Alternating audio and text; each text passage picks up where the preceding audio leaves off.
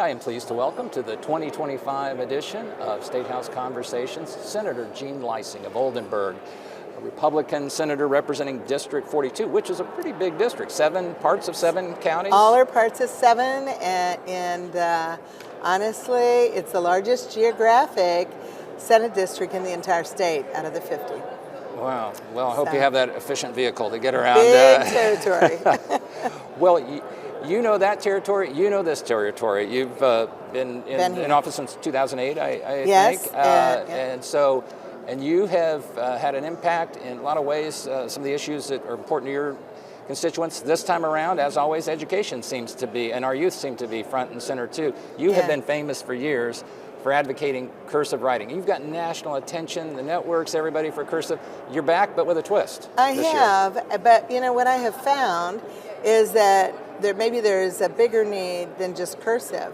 What I've found in giving away in the summer bicycle for the size of 8, 9, 10 years old in two different areas in my district, that I wanted the kids to sign up for the free bicycle, right?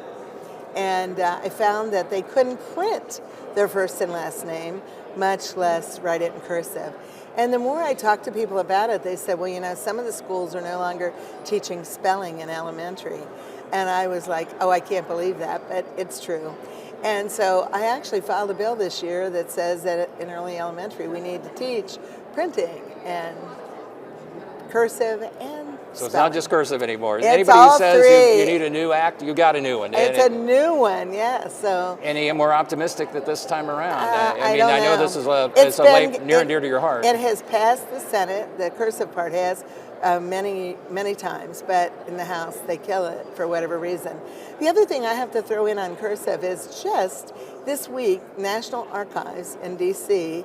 announced that they're going to hire people that can read cursive to come to work to read 200 years of documents. And I found that really interesting because, it shows you the need. So whoever said there's no money in learning cursive, you've there got is. Evidence to the there contrary. Is, and I'm having it printed, right? I'm going to give that to all the important people here, right? Well, you'll have to tweet it to them or something. Yes. I don't know if well, they won't be able to read it. They won't be able to read it. Right. I don't know. Well, maybe AI can read it to them, I suppose. Right. On the subject of schools and education, school counselors, some of the other bills that talk about some of the other pieces of legislation you're pursuing this year. In fact, we just had a hearing for the first hearing on the school counselor bill that I'm authoring, and that is to try to free up the time of our school counselors. Our school counselor ratio in Indiana is not anything to be proud of, and the national statistics says that it should be 1 to every 250 students. Ours is 1 to more than 350. So we're going to try to get a bill through that says if your ratio is more than 1 to 350, that the counselors cannot be mandated to do all the administration of testing because it takes an exorbitant amount of their time. So I'm hoping that bill moves. We'll see.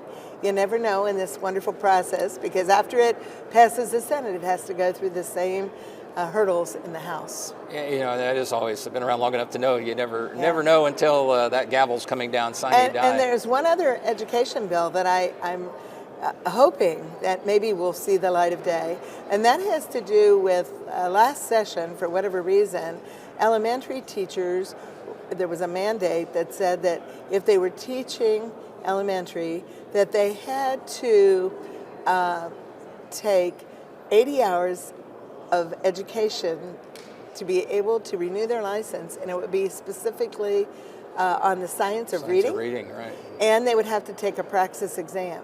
Well, I can tell you, I have many elementary teachers in my district that say they're not going to renew their license, okay? They simply would give up the profession. They'll go work somewhere else.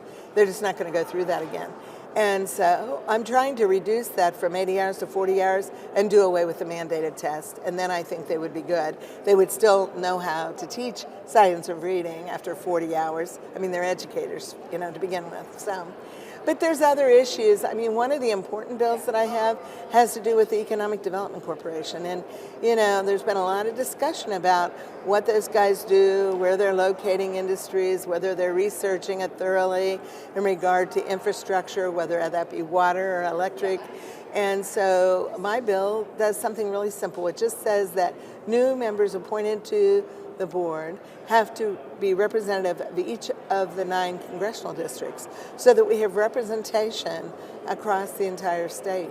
Because I think that's really important, that we're not just central Indiana focused. Which was a concern that some had that, for instance, you're down in the southeastern part of the state, may or may not enjoy as much of the bounty. As others, it's right. You know, there's a big grain insurance bill. It's called the Grain Indemnity Fund, and that's a fund that would reimburse farmers if, in fact, a grain dealer that they're doing business with, if the grain dealer lost its financial footing and was bankrupt.